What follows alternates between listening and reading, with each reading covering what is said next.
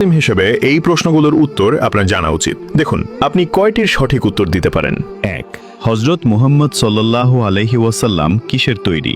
এ আগুনের তৈরি, বি নূরের তৈরি, সি মাটির তৈরি।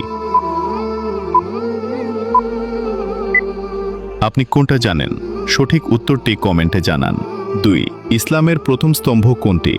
এ নামাজ, বি কালিমা, সি রোজা।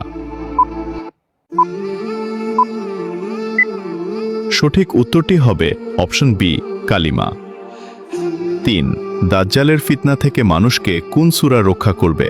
এ সূরা ইয়াসিন, বি সূরা কাহফ, সি সূরা ইখলাস।